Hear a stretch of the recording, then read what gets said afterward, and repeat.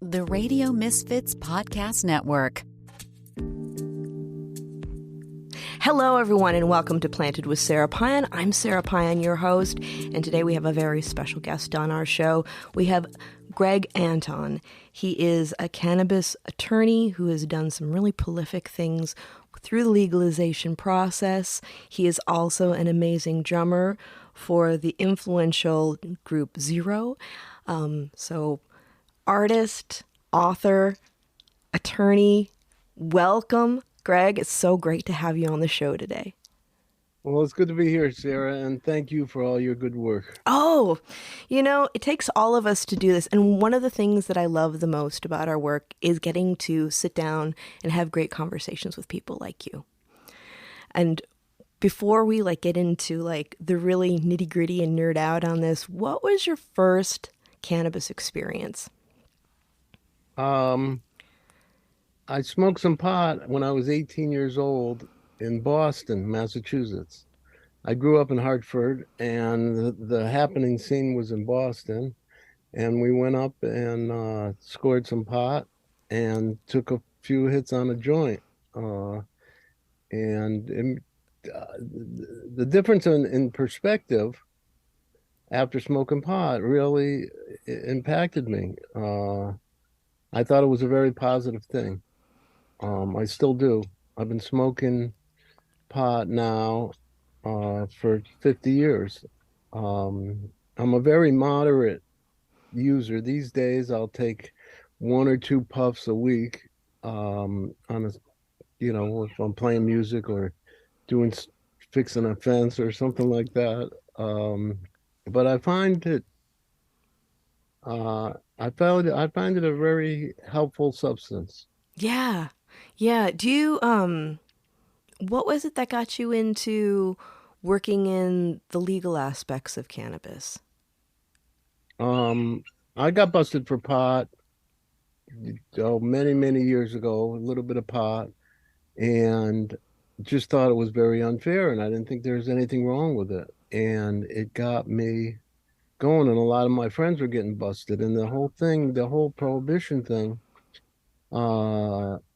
just my anti-authoritarian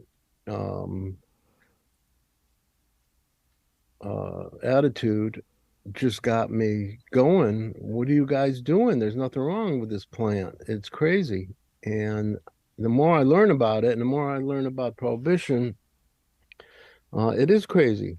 And it's still a Schedule I substance under federal law, which makes no sense at all to me. And so when I first was exposed to that, to what was going on,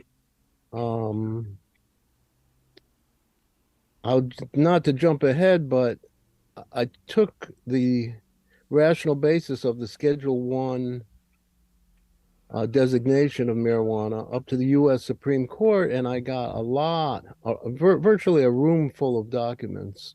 And some of the documents I got were transcripts from the Oval Office of things that Richard Nixon and his administration people said at that time.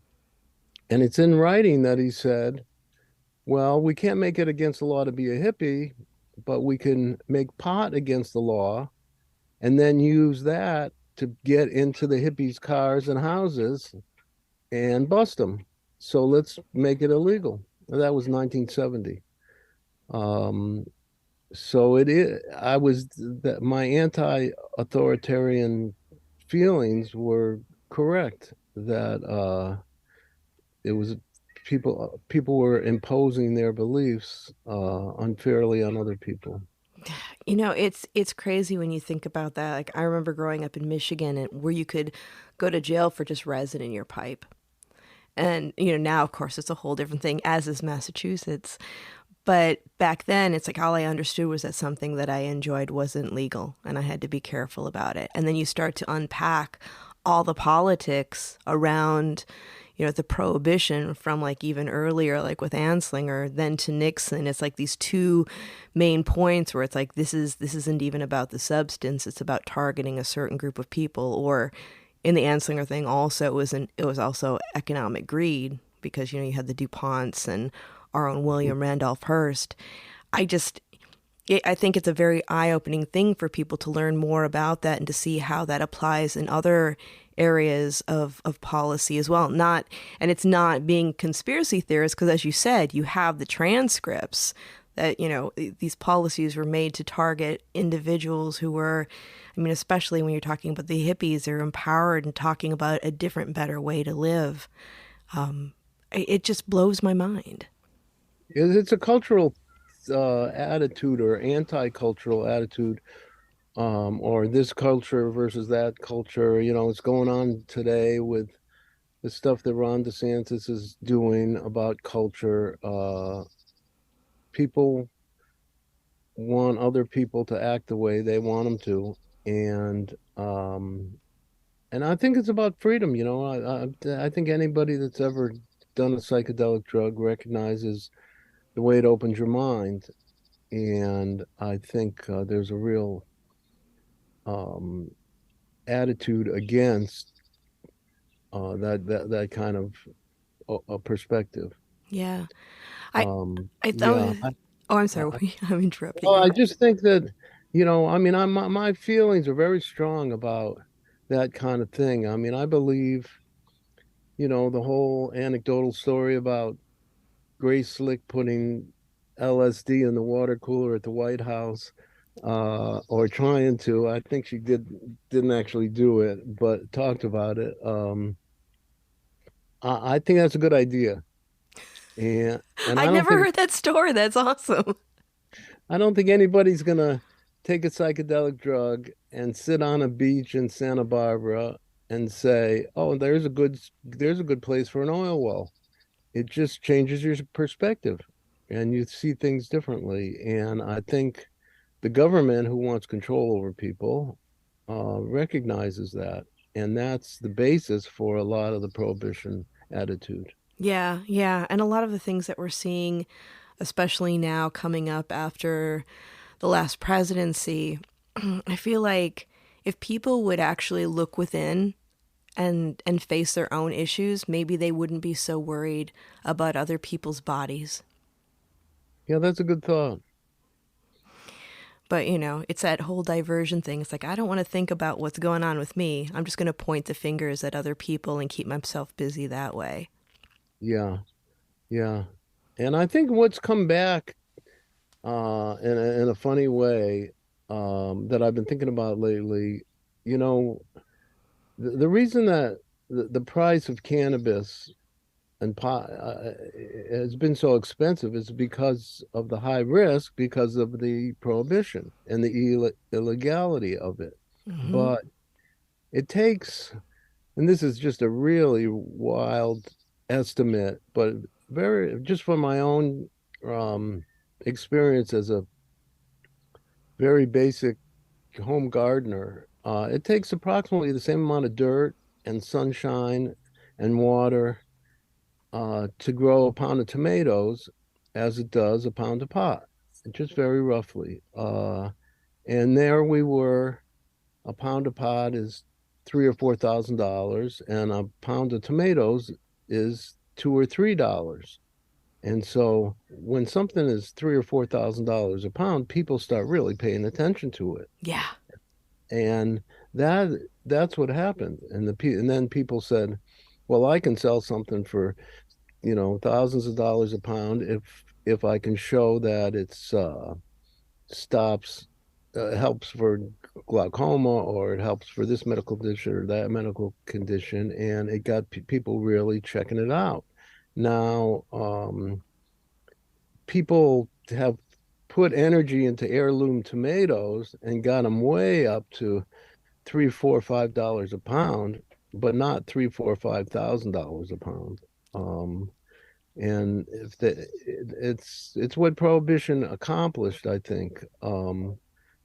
And you know, if you do make anything, prohibit anything, I've always believed that if there was, if you made coffee illegal, within a very short time, there would be concentrated coffee powder that people would be snorting and shooting and smoking, and kids would be doing 25 espressos, and Oh, God. That's what prohibition would accomplish, and that's what you can't. That's what happened with alcohol prohibition. I just think about doing that much espresso and like how that would just rip my stomach. But you're right. It prohibition changes so much. I mean, even when we're looking at like youth access in cannabis, the more we go into legalization, the more it's normalized, the more kids are like, yeah, my parents do that or my uncle does that, whatever. They look at it more as if it's something that actually appeals to them rather than being drawn to it because it's an illicit substance that they're curious about.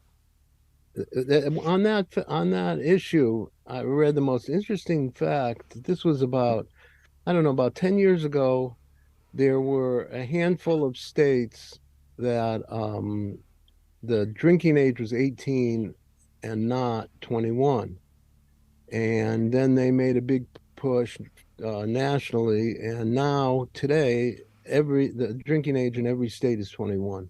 So when they switched it from 18 to 21, and then they did a study a few years later, um, they found out that more kids between the ages of 18 and 21 started drinking alcohol when it was made illegal.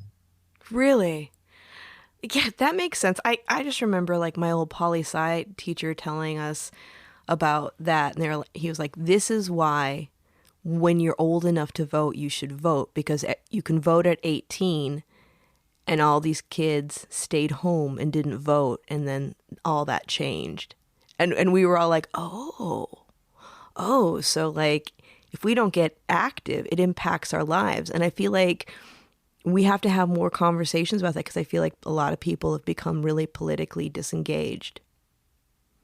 Yeah, that's so true. Um, yeah. So, um, getting back to this, pot really became there was a bunch of history, but before 1970, there was taxation on it, and you had to get a special tax, a special stamp, and this and that, and to use marijuana in the United States. And then in 1970, um, Richard Nixon created the Controlled Substance Act. Um, Congress created it. Richard Nixon was pushing on it, and it designated, I think there's five schedules of substances. Alcohol, by the way, is not scheduled. It's not a scheduled substance. But marijuana, heroin, meth, methamphetamines, LSD, they're Cocaine. no, that's not true. It's it's it's scheduled, not scheduled. Cocaine is Schedule 2, Oh. less considered less dangerous than marijuana. Oh, that's crazy. It's crazy. And the prescription drugs like Valium and Oxycontin and so forth are Schedule 3, and then I think it goes down to um, the ingredients they have in cough syrup and those kinds of things. They're scheduled. Um, But to schedule, so Richard Nixon scheduled marijuana as Schedule 1, among the most dangerous substances with no medical use anywhere in the United States. That's the definition of a Schedule 1 substance. And it's been challenged by myself and other lawyers. Joe Elford challenged it in the DC circuit. I challenged it in the U.S. Supreme Court, and there's been different challenges of it, and it's all failed. Looking into the possibility, with the support of NORML, of making another challenge at this time. Every year, it just seems more and more crazy. Yeah. Uh, yeah, but getting to, I guess, why you contacted me, there's this case. You contacted me about the Rohrabacher Amendment, which was passed, I think, in 2014. Uh, it was May of 2014. And what it is, it was Dana Rohrabacher is a U.S. congressman from Orange County, California. And the anecdotal story is that Rohrabacher, for the first time in his life, got a decent night's sleep when he put cannabis cream on his arthritic shoulder and said, "Hey, this stuff worked." And he's actually a very conservative guy, but he was convinced of the efficacy of cannabis cream that he used. Um, so he got this bipartisan bill passed in both houses of Congress, and at that time signed by Obama, um, that defunded the Department of Justice from using funds to prosecute state compliant patients that are compliant with their own state law. And it was involved in California. So the first thing they did, the federal government, is they started busting people even more. And they said, "You can't stop us from busting pot. This is crazy. This amendment is not going to fly." So the first person they went after was my client, Lynette Shaw, who's in Marin County, California. And she kind of invented the first licensed cannabis dispensary. Yeah, Lynette's a legend. Yeah, there was a Proposition two, what was it, 215 in California in 1996 that legalized marijuana for medical use with a doctor's recommendation. So she opened a dispensary in Marin County, California. They went after her and put an injunction on her doing business. They put a lot of energy into it, and I challenged it in federal court based on this Rohrabacher amendment. So my case was really the first test of this amendment. Um, and it took a few years of litigation, and the government fought it and fought it. And they just have it in their DNA to, you know, buzz people for pot. That was their history, and that's what they do. They're still doing it today to some extent. Um, and we succeeded in federal court, and we got a district court order from Charles Breyer, who's the brother of the former U.S. Supreme Court Justice Stephen Breyer. And he basically said that the government's interpretation of the um, Rohrabacher Amendment was, he basically said it was crazy. He said it just was made no sense at all. And so that allowed Lynette to distribute medical marijuana in California free of federal interference. And then everybody else jumped on board, and today we're still doing that. But it was part of a treasury bill. That's the only way that Rohrabacher could get the amendment passed. Um, it was about money, and the DOJ could not spend money to go bust somebody. Um, so he defunded them basically. It was their first act of defunding the cops. Uh, and it worked. And it's so the president had to sign it, but every year, and it was just kind of tagged along. People weren't even paying attention to it since then. It tagged along with the treasury bills that keep the government open and funded every year. The end of the fiscal year is September, and as everybody's aware, the government is on the verge of being shut down every year because they're fighting over money for whatever, contraceptives or money for this or money for that. And then tag along is this bill that you can't have money to prosecute people who are compliant with their own state laws. And so every president has signed it every year, including Donald Trump. And um, So it's in effect today. It's an interesting study too on the fact that a lot of times people assume that cannabis is something that is just an issue that's supported by liberals, but it actually is much more bipartisan than most people realize. I think that's true. I think I mean, it's hard to believe that anybody thinks that marijuana is among the most dangerous drugs, more dangerous than cocaine and so forth. It's really you know, everybody says over and over, nobody's ever died from an overdose of marijuana, and I think that's true. And there's another fact about cannabis, it's maybe changing the subject a little bit, but I want to mention it on your show, is that the cannabis plant has the highest aerosol effect of any plant on Earth. And that means its ability to exchange CO2 for oxygen.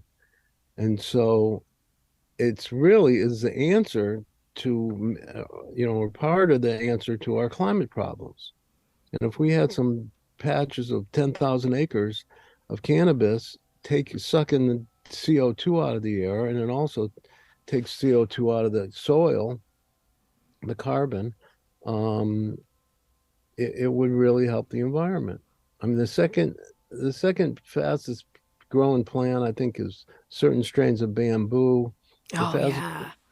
the fastest growing tree, I think, is a willow tree, and it takes a willow tree. I mean, anybody that's seen a pot plant knows, the amount of foliage that you get from growing in one season.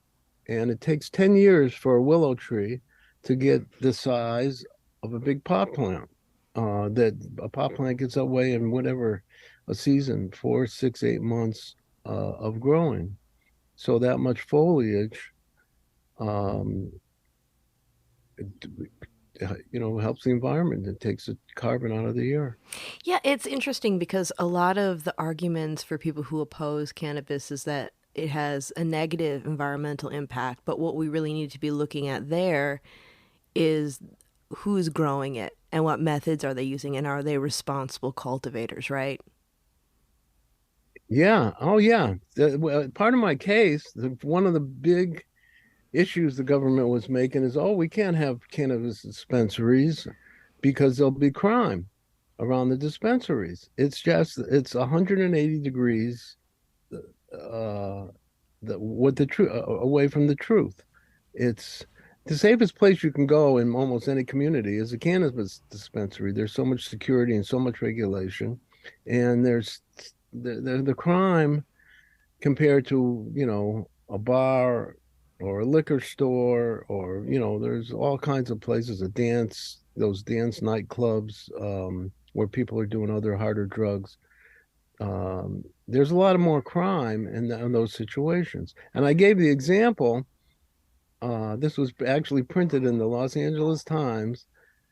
They said, and when I was doing this case, they said, well, we talked to attorney Greg Anton up in Sonoma County, and he says there's a dispensary where he lives that sells guns, narcotics, and hard liquor, and they allow children inside, and it's called Walmart, and it's true. Was You this can, what was on was this your the article that was on the front page of the Times? yes, it was, Okay. and it's true. You can go walk in Walmart. There'll be a guy with a shotgun and a gallon of Jack Daniels and a prescription for Oxycontin holding on to his 5-year-old child. And that's legal. But marijuana, oh, we better watch out.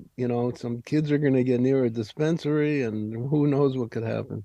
It's just crazy the attitude about marijuana. Yeah, well, it's the manipulation of the lens through which we see the world, right? It's like when people talk about, youth access in dispensaries, when I'm working with my policy hat on, I'm like, I don't think you understand. Like, if it's a reputable dispensary that's following all the rules, You could show up in your 80s and not have an ID, and they will not let you in. So how the heck is a kid going to get in? I mean, when I worked in a dispensary and I'd have parents coming by and they'd want to stop in, it'd be like, you're going to have to stop in without your kids. They can't come in. Even if it's a baby, I'm just holding them. No, no children. Nobody under 21 is allowed in, no matter how well supervised they are. Not even if you're coming in to pick up, an online order. You're going to have to, you know, bring your partner and have them hold the kid while you duck in the store. But it's not happening. And people don't understand how serious that is, how serious the industry is about that, and how serious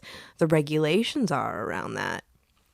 I think marijuana is the most regulated substance in the country. And everybody knows the stories about people having toxic effects from using too much Tylenol or cough syrup or this or that, or all kinds of things, or people getting very unhealthy from using too many hot dogs, or you name it. And they're not regulated anywhere near the way that marijuana is regulated. Oh, yeah. I mean, I was just actually reading about this company that actually has, I think that there are vegan meals, and they had ready to make smoothies. And there was just this article that I was reading about how they had this lentil mix that their subscribers were getting, and it was like 135 people ended up going to the hospital over it, and 40 of them ended up getting their gallbladder removed. Wow. Cannabis, do you ever hear anything like that about cannabis? I never have. I know people that are addicted to cannabis. Uh, Yeah, you can have I a bad relationship, absolutely. and I know people that are addicted to alcohol and cigarettes and to food and to people addicted to exercise and people addicted to not exercising. And people get addicted uh, to all kinds of things, but um, you know, they're addicted to driving and they don't make cars illegal. And it's the whole thing is really upside down. I'll tell you, I did uh, cannabis cultivation case in northeastern California in Sacramento federal court last year, and I met in a meeting with the two top prosecutors there in Sacramento, federal prosecutors. You know, I said, did you guys ever hear those stories about they find a guy on a remote Japanese island still shooting at people because they didn't know World War II was over? I said, you guys are like that. I said, the war is over. Give it up. Put your guns down. And they didn't even crack a smile. And they were just, no, no, we're going to get this guy. Um, but I will tell you something that not many people know is um, Donald Trump pardoned right before Biden was inaugurated, like weeks before, he pardoned, I think, 12 marijuana defendants who were serving long-term prison sentences in federal prison for marijuana. Um, there's a well-known federal case. The guy's name is Noah Kleinman in Los Angeles, and he had a dispensary in Los Angeles, licensed by the County of Los Angeles, licensed by the state of California. It was all on the up and up. Somebody sent a couple of pounds to the East Coast. They're not sure if it was an employee or somebody working out the back door or whatever, but he got busted for interstate trafficking of cannabis and went to trial and got 13 years in prison. Wow. And he was pardoned by what's his name, Donald Trump's son-in-law. Oh, Jared Kushner. Yeah, Kushner. Sorry. Yes. right. Um, And, ironically, the reason that he was serving 13 years is because of the minimum mandatory sentencing that Joe Biden passed in 1995. And he was very vociferous about it. And he was very anti-drug. And now, where is Joe Biden on this issue? It's anybody's guess. I don't know. I thought, um, I did a lot of work for Obama in 2008, doing benefit concerts and writing letters and doing everything I could. And I thought he was going to get in the Oval Office and say, "Hey, I'm going to take a hit of pot tonight instead of having a martini," and because there's nothing wrong with it, and it helps me relax, and that's it. That's what I believed. And uh, in 2012, I wrote Obama a letter and asked him for my money back. Did he give it? No. Well, I mean, it's a huge point, listening to what the people want and actually supporting that. 'Cause I remember talking to Roger McNamee, and when Hillary was running against Trump, he had a conversation with her and told her, you should really step up and support cannabis legalization because it would help you run for office. And she moonwalked away from that too. And I think it's a real opportunity that's missed because, it's the polls show that more people than ever are supporting legalization. And like the experience that, Dana Rohrabacher had with the aha moment with cannabis, a lot of people are having that. And they are starting with things like topicals. They're like, wait a minute. You mean this was available? And this is actually, this could help me. And stigma has kept me away from something that could create relief for me. That's crazy. And I also think that when we're looking at the movement, because we're getting into legalization and we have a lot of big businesses coming in and they're like, we don't want to worry about medical. We just want to do recreational. That's it. Medical's gone. This is all that we want to deal with because everything else is really complicated. They're doing themselves a great disservice because when we do engage people from the medical aspects, I think that's when we get more people who are really passionate about seeing good policy go through, and especially on a national level, and looking at like interstate commerce and having access to products that can give them relief. Yeah, I think our mutual friend Ed Rosenthal said to me one time, he thinks that all cannabis use is medical use, Mm-hmm. one way or another. But I guess you could say that about water. Yeah. Well, I jokingly say that, it's like there are just certain foods that like are medicinal use too. Like occasionally when I'm having a really bad day and I decide that I want to have a little bit of chocolate and get that anandamide from the chocolate, it's like, that's my medicinal chocolate use, But it's something that I think is really important to talk about because whether, I have colleagues that disagree with it. They're like, no, I used to think everything was medical use and now I don't because I've seen examples. But I think if you're at home and you're having a hard day and you smoke a little bit of something just to kind of just see the world through a different lens and relax and decompress, it's like, well, what kind of impact is that having on your body and your cortisol levels? And what impact is that having on your relationship with, your spouse or whoever you're living with? Like it creates, more harmony and calm. And, it's like I always say, you never hear about anybody smoking a joint and beating their kids. Or when I used to throw cannabis events and it was always so hard to find a venue because they were like, oh, weed event? Oh, I don't know. And then afterwards, they'd be like, that was just the nicest group of people. And you didn't trash my bathroom. No one got in a fight. No one threw up. I'm like, yeah. And we're all out by midnight because everyone wants to get home after a certain point. It's like, it's just really interesting to see, how people's views change with that. There was also something that you had mentioned earlier. Oh, when you were talking about defunding the police around, it can't about prosecuting or actually raiding cannabis dispensaries and things like that. That's also a great example of, how through the pandemic they were talking about defunding the police.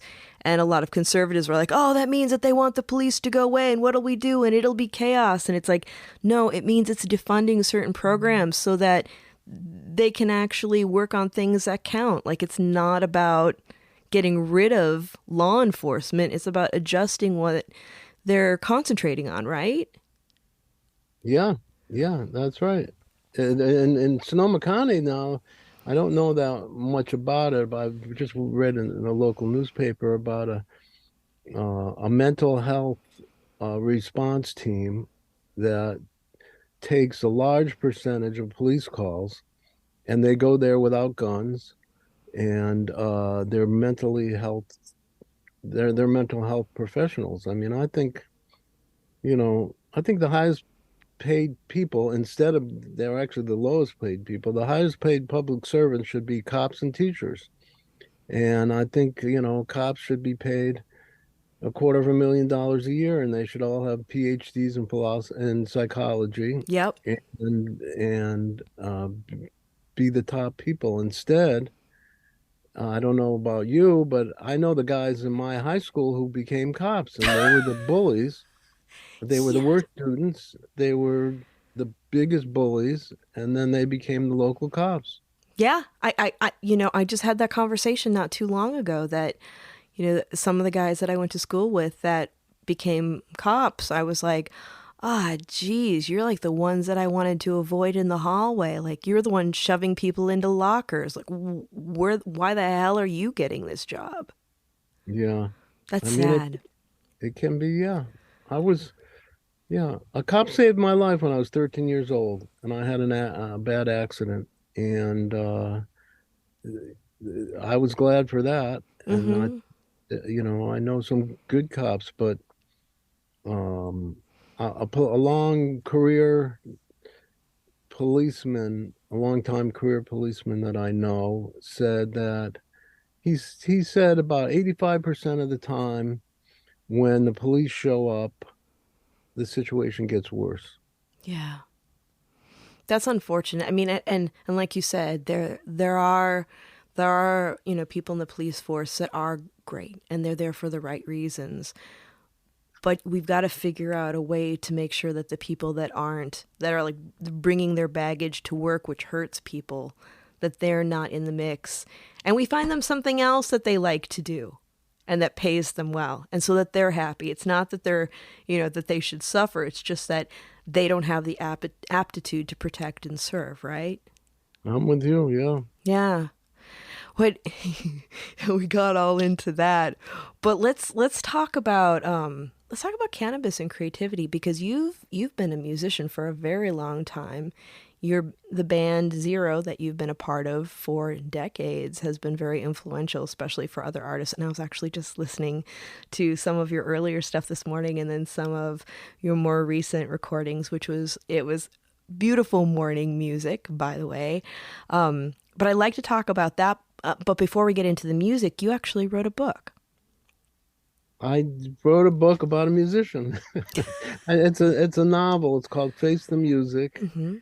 It's available on everywhere, bookstores or Amazon, and it's about a guitar player um, who smokes pot and writes songs, and there's a whole plot. And I wrote songs with Robert Hunter, the lyricist, the Grateful Dead lyricist, and he wrote us. And the song in the book is called Stephanie. And Robert Hunter wrote a song called Stephanie and helped me. He actually helped me write the book. Oh, and you've done quite a few songs with him, haven't you? I wrote 27 songs with Robert Hunter. Wow, what was that like? Oh, it was such an honor. The guy was so prolific and so well read, and just all those famous lines of his that everybody's so familiar with. Watched him just pull them out of thin air. He was just kind of a magician. Really, really good. And he had that skill of putting words to music. Yeah. Uh, and he was really, really skilled at it. Wonderful guy. I think about like as a songwriter myself, sometimes for me, having a couple puffs to just get into flow state and not be so in my head about what something's gonna sound like, or, like reminding myself that it's not written in stone, that it's made to be edited, it has always been really helpful. Was that any part of your process? Editing? Or just writing in general. Like for me, it's like when I'm writing, I'll be like, "Oh, it's got to be perfect." And it's like, "No, you can go back and change things." But when I have like a couple puffs, it almost shuts that inner critic off and it's like, "Let's just have fun and dig in and like just go places with this." Yeah. When I was working on my book, Face of Music, um, about half the time that I was working on it, I smoked pot. Um, and I find pot makes me more honest. And so if I review what I've written, if I take a hit of pot and review what I've written, I would see at times I would recognize my ego coming forward, which I didn't want. I wanted the characters to speak. Um, and so, and then there's a bunch of characters in my book, and some of the characters, you would never write their dialogue without a puff of pot. And then there's other characters you'd only write about them after a couple cups of coffee in the morning, Right. and another character you'd only write after a hit a pot and a glass of wine late at night. And they're the kind of characters um, that they are. And I try to let the characters speak.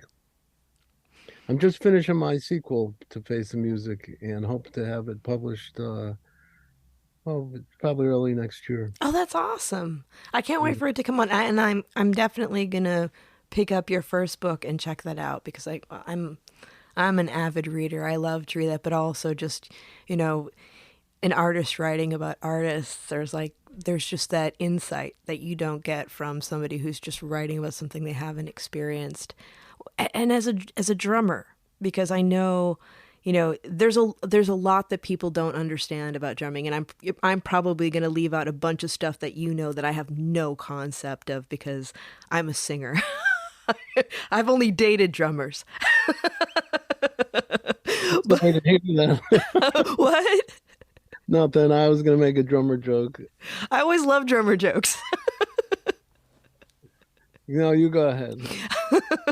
Well, there's the physical aspect of drumming. Like, it's like when my husband's a huge Rush fan, so he always talks about Neil Peart, and I actually got to see him once when he had the drums in the round, and I was like, holy shit, that's really crazy. Like, how does the man do that? But you're not only keeping time and doing like all these interesting things with the drums and cymbals, but it's just extraordinarily physical. Like a drummer, especially like the drummers that are like all over the place, it's like, how long can you do that before you start wearing things out? So, Yeah, you know, that's a good question. where does cannabis come into play with your practice as a drummer? Um, it just makes me feel more creative. And I have used it, my wrists and ankles and everything.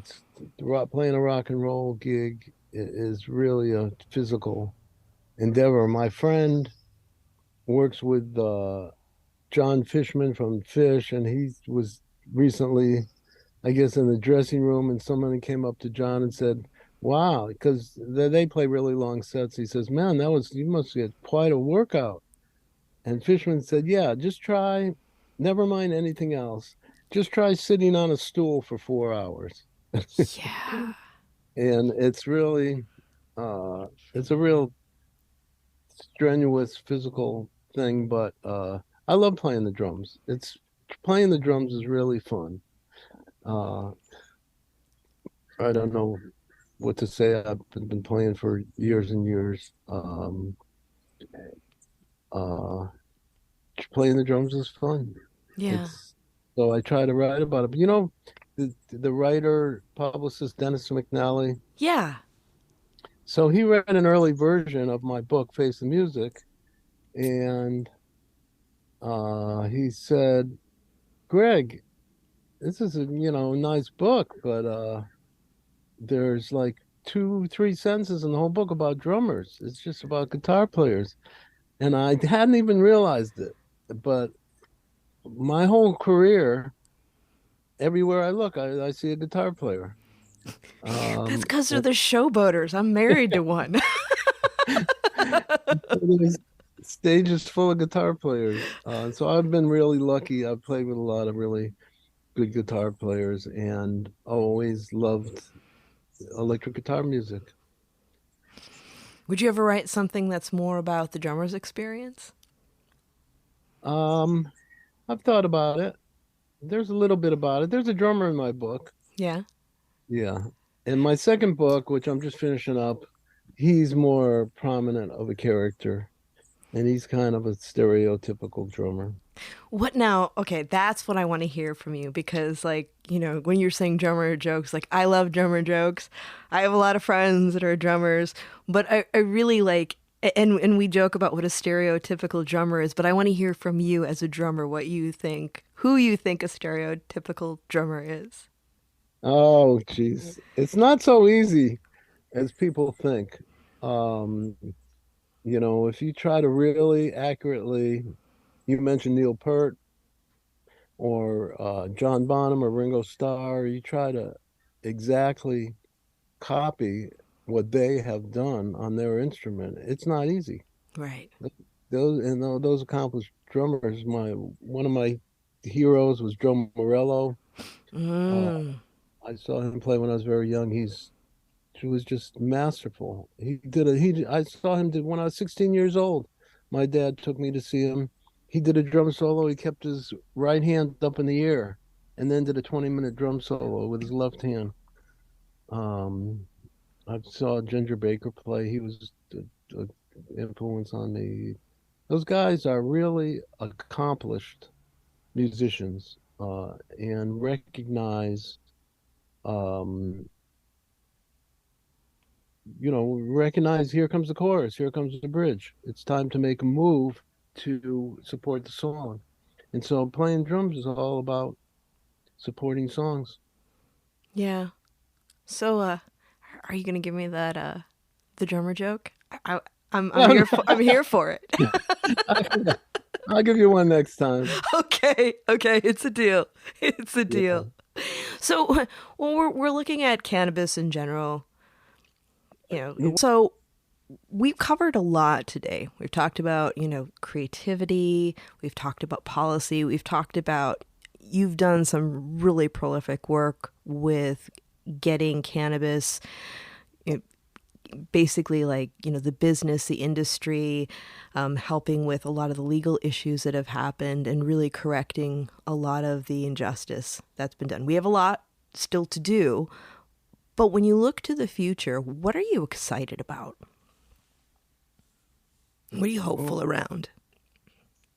the kids, I talked to my son-in-law recently. He's about 30 years old, and he said, Greg, I've looked at the culture that you grew up in the 60s and 70s, the music, the literature, the art, the whole attitude that people had towards each other. And he said, I think in the 60s and 70s, virtually everyone in the country, if not everyone in the world, thought things were going to get better.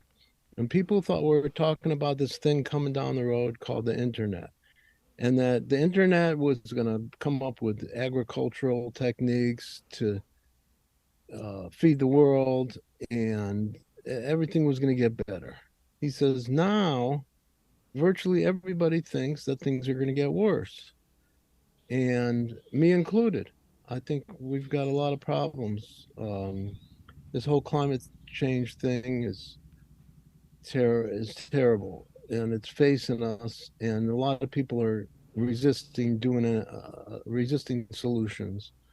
Our whole political thing in America is it's just gotten so negative, and there's still wars going on, and there's a lot to be concerned about. But I recently went to a wedding where there were about most everybody there was about 25 years old, or in that age range, and everybody got up and said something and played an acoustic guitar, sang a song, read a poem, and it was so hopeful. And there was so much love, um, that, and you know who Amanda Gorman is? Yeah. Yeah, she's amazing. Right. I just took Amanda Gorman's master class a couple days ago, and she's just my hero. And she's 24 years old, and she is changing the world, in my opinion. And there's a lot of people like that, a lot of young people that I know. I've got a bunch of kids, and the young people have a lot of hope. And so that's where my hope lies is, God bless Bernie Sanders and Chuck Schumer and so forth. But I think the energy, that maybe the not only the quality but the quantity of energy, that's going to move the world is the young people. I agree. I agree. Seeing them and how they've shown up in the past few years brings me great hope. And I don't have any kids myself. But I have nieces, and when I look at them, I see the way they look at the world, the lens through which they look through the world, and I hope that they keep that, because that's going to make the world a better place. Having greater compassion for people, seeing people as individuals, understanding that as a community we need to support each other because we're only as strong as the most vulnerable member of our society is a huge, huge thing. And I just really want to thank you for your work in bringing truth and beauty into the world, because it's not an easy place to do it, and we really need to inspire each other. Yeah, I just want to, I guess we're going to get in closing that my belief about cannabis, if it's a very positive thing. And like I said early on, that I don't think anybody's going to take a psychedelic drug and sit on a beach and go, there's a good place for an oil well. It just changes your perspective. And I believe that if cannabis, if it was allowed to proliferate on the planet the way it naturally does, where it grows in practically, I think it grows in any climate except Antarctica or someplace. If it was allowed to just proliferate the way it is, the way it does naturally, and then use it for food, or use the seeds from nutrition, use it for building materials, use it for clothing, use it for its natural, what it's designed for. Um, People would be getting trace amounts of THC, handling the building a house or making a shirt out of hemp. Um, and I think it would be a better world, and I think there would be fewer wars. And like you said earlier, it's just not a natural thing to commit an act of violence after you smoke a joint. Anything like, if you drink a bottle of Jack Daniels, it's a whole different thing. Yeah, And I think that if it were allowed to proliferate the way it naturally does, it would be a better world. yeah, I agree. I agree. I think we have to have more conversations about that and the reasoning that certain people want to really limit the things that bring us joy and homeostasis, and that it's not a conspiracy theory. It's been proven through the ages, through history, good things that are taken away from people that create joy and happiness, because there are other plans, there are other distractions, there are other ways of living that people want to push not for people's well-being, but for other people's selfish needs or wants. And we need to talk more about that. Yeah, we need to talk more about that. That's what you're all about in your work is education. And I'll tell you maybe my last story on this interview that shows you my attitude, but this was years and years ago, 20, 30 years ago. Some kids were driving across the country in their Volkswagen bus, and they got stopped for going 67 and a 65 on the freeway in Arkansas. And they had 2 ounces of pot in their locked suitcase in the back of their van. So I did the case, and I got them a pretty good deal, and they did some community service out here in California where they lived. But it was a lot of phone calls and motions to the court and this and that, and it was a bunch of work. And I had talked to the prosecutor many times on the telephone, and so then the case was done, and I got a pretty good resolution. And so it was our last phone call, and I said, I remember the guy's, I won't say his name, but the prosecutor, I said, well, Mr. So-and-so, I guess you solved your case. And he says, what do you mean? I said, oh, well, I guess you figured out why those kids were going 67. It must have been that pot in their locked suitcase that was making them do it. And he flipped out and he started in on me. And he says, I want to tell you something, Mr. Anton. He got the heavy Arkansas accent. I want to tell you something, Mr. Anton, and I do not appreciate your casual attitude about marijuana. And those kids could have got a felony, and you know it. And we're trying to wipe it out. And marijuana is a big problem down here, and we're trying to get rid of it. And I don't know where you get off in California with your attitude about marijuana, and you think and blah blah blah. And I'm just like, he's just yelling at me on the phone, and I'm finally, I just couldn't take it anymore, and I just said, you know what? I'm high on marijuana as we speak. What did he say? I was, I was nervous saying that to a prosecutor because they all know each other and everywhere and everything, but Right. I couldn't. But that shut him up. What could he say?